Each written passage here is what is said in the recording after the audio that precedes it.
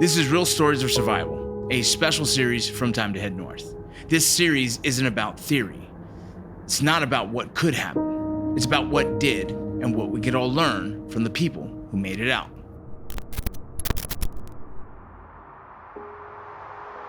Sometimes survival means running. Sometimes it means fighting. And sometimes it means both.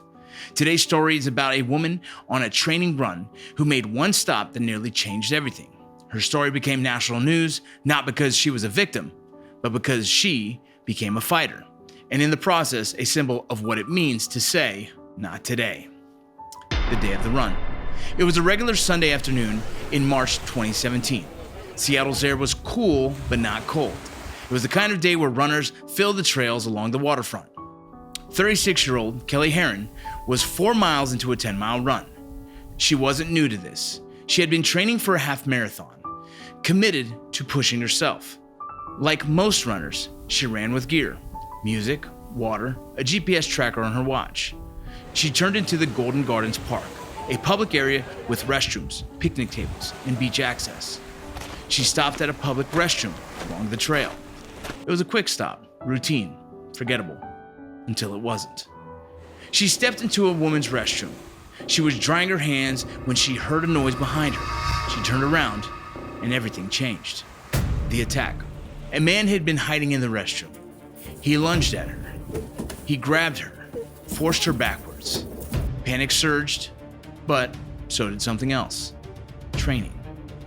Just weeks prior, Kelli had taken self-defense classes.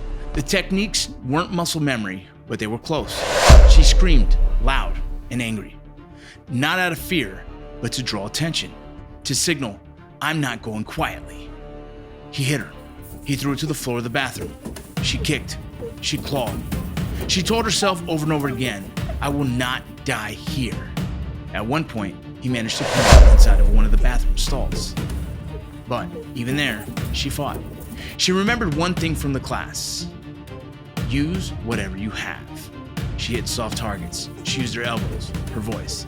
And then she said the words that would later echo across headlines. Not today, motherfucker. She fought with everything she had. The turning point. That wasn't just rage. It was strategy. She aimed for his nose, his throat, his eyes. She scratched and screamed until she forced the stall open. Covered in blood, she did what she does best. She ran. She made it outside, where a passerby saw her and rushed to help. Together, they locked the attacker in the restroom. He couldn't escape. Police arrived. They arrested the man, later identified as a registered sex offender with a long history of violent crimes.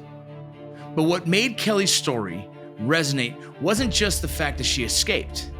It was that she did it with her fitness tracker. Her GPS watch recorded the entire struggle. The data. Later, when Kelli reviewed the data on her Garmin watch, she saw what she already knew, deep in her bones. Her route showed exactly where the attack happened. Her heart rate spiked.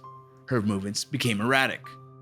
The GPS traced the moment she stopped, the minute-by-minute record of the fight, and the path she took when she escaped. She posted the screenshots online with a short message. My biggest running nightmare became a reality. 4 miles into my long run, I was in a fight in a bathroom floor, and it was a fight for my life. The post went viral because it wasn't just a story. It was a warning. It was proof. Proof that even in broad daylight, even with preparation, you can be targeted. But it was also a lesson. You can be ready. Closing. Most of us go through life hoping that we'll never have to find out what we do in a moment like that. But if we ever do, I hope you remember Kelli's story. I hope you remember that your voice is a weapon, that your will is powerful, and that survival doesn't require perfection, just intention. She didn't freeze. She didn't wait. She fought. And because she fought, she's still here. Stronger, louder, and teaching others how to be ready. The woman in the story, again, is Kelli Herron. Her name is now attached to workshops, safeties, initiatives, and the phrase, not today, which has become a rally cry for runners, women, and survivors everywhere. If you want to read more about her story, we'll have some links below and you guys can check those out. Or better yet, take action. Enroll in a self-defense class. Carry a personal safety alarm. Make your GPS data public to your family when you're on solo runs. And above all, trust your gut when something feels wrong. Because sometimes heading north doesn't always mean running away. Sometimes it means standing your ground. You've been listening to Real Stories of Survival, a special series of Time to Head North.